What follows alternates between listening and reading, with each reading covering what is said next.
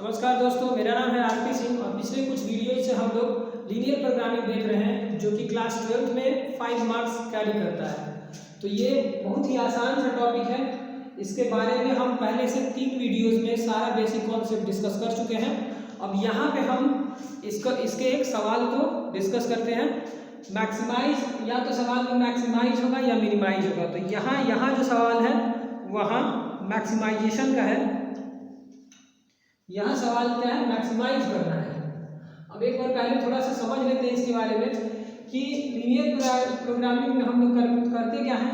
Linear programming में जिसको maximise या मिनिमाइज करना है उसको ऑब्जेक्टिव फंक्शन कहते हैं। जिसको मैक्सिमाइज करना या मिनिमाइज करना है उसको हम ऑब्जेक्टिव फंक्शन कहते हैं। तो यहाँ मेरा ये मेरा ऑब्जेक्टिव फंक्शन हो गया, ये मेरा ऑब्जेक्टिव फंक्शन हो गया।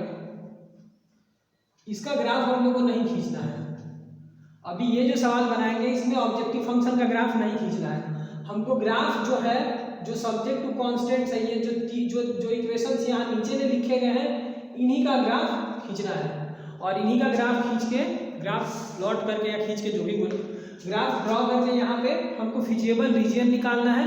फिजिबल रीजियंस जहाँ पे मतलब सारे ग्राफ का कॉमन पोर्शन, सारे जो इनइक्वालिटीज हैं, सारे इनइक्वालिटीज का जो कॉमन पोर्शन होगा वही मेरा फिजिबल रीजन होगा।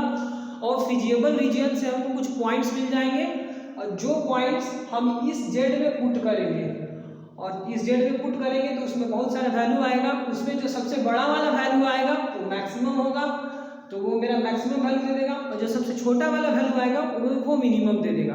तो इस तरीके से हम लोग इसको सॉल्व करेंगे। तो ये मेरा ऑब्जेक्टिव फंक्शन हुआ और ये सब्जेक्ट टू कांस्टेंट हो गया। ठीक है, तो यहाँ पे सॉल्यूशन में टू मैक्सिमाइज भी लिख सकते हो। ऑब्जेक्टिव फंक्शन को ही हमको मैक्सिमाइज या मिनिमाइज करना है। तो यहाँ पे ऑब्जेक्टिव फंक्शन, यहाँ पे आंसर लिखते हैं, ये तो सवाल ही था। ठीक है, तो टू मैक्सिमाइज, किसको मैक्सिमाइज करना है?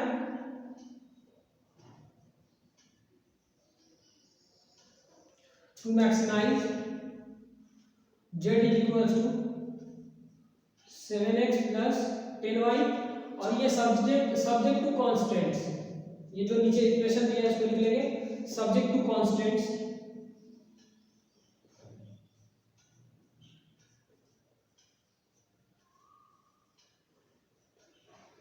तो सब्जेक्ट टू कॉन्स्टेंट्स पे जो इक्वेशन दिया गया उसको लिखेंगे 4x plus 6y less than 240, 6x plus 3y less than 240, x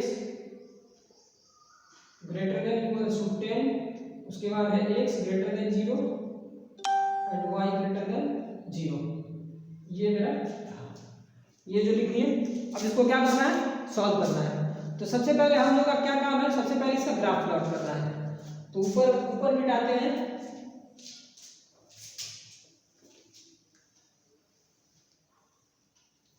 ऊपर मिटाते हैं, इस साइड में लिखते हैं। चलो,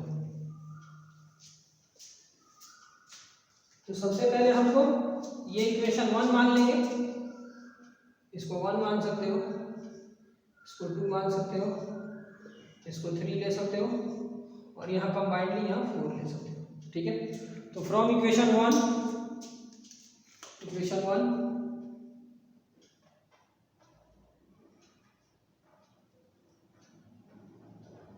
फ्रॉम इक्वेशन 1 4x, पहले हम इक्वल टू लिखेंगे, 4x plus 6y equals to 240 इसको मतलब इंटरसेप्ट फॉर्म में ले आएंगे।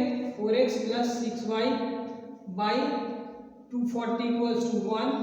तो ये लिख सकते हो 4x by 240 plus 6y by 240 equals to 1।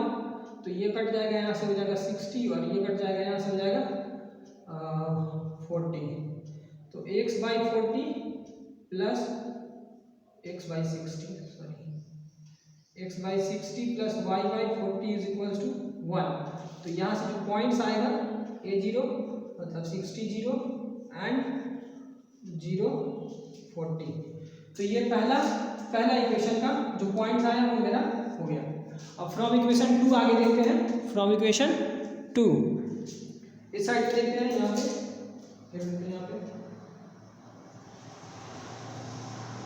यहाँ देखते हैं फ्रॉम इक्वेशन 2, देखो यहाँ पे फ्रॉम इक्वेशन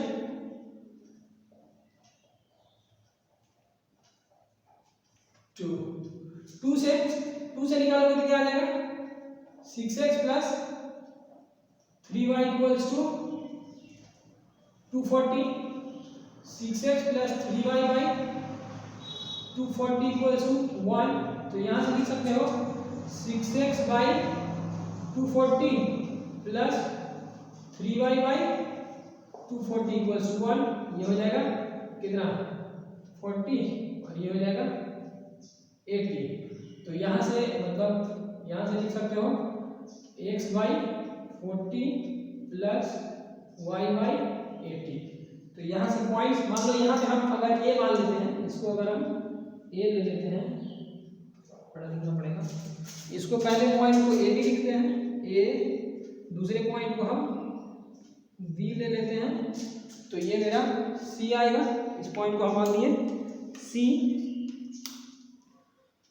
जो होगा वो 40 0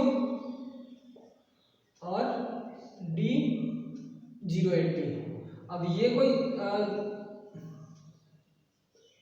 0 80, तो हम मतलब यहाँ पे इंटरसेप्ट फॉर्म का यूज किया है x by A plus Y by B equals to 1।